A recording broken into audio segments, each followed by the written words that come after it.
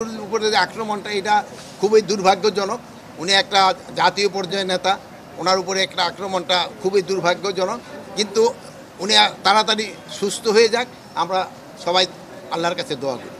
এখন ধরেন যে মানে বিশ্ববিদ্যালয় বা অন্যান্যগুলি যেমন সব জায়গায় তো আইন শৃঙ্খলা বাহিনীর দরকার পড়ে না, শিক্ষকরাই মানে যেহেতু আমার ফাদারও একজন শিক্ষক ছিলেন, মানে স্কুল কিন্তু তারাই কন্ট্রোল করে।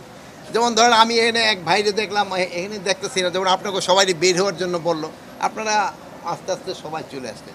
প্রতি সমাজেই কিন্তু কিছু কিছু লোক থাকে যারা সমাজটাকে একটা কন্ট্রোলের ভিতরে রাখে।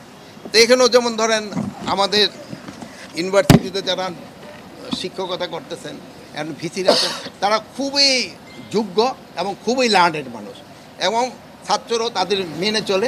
আমার মনে হয় ওনারা এই তাদের যে ছোটোখাটো সমস্যাগুলি আছে আমাদের এই শিক্ষক এবং ছাত্ররা আলোচনার মাধ্যমে তারা সমাধান করতে পারে। এটা হয় কি এই একটা আলোচনার মাধ্যমে সমাধান হয়েছে।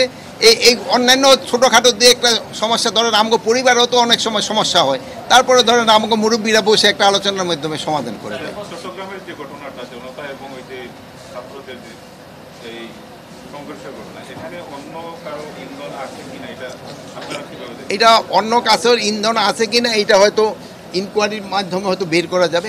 আরেকটা হলো সবাই তো আমরা সবাই তো আমরা সবাই, একটা হলো কি আমাদের সবার একটু ধৈর্য ধরতে হবে। আমাদের কিন্তু ধৈর্য এবং সহ্যটা একটু কমে গেছে, এটা একটু সবাই আমাদের চেষ্টা করতে হবে।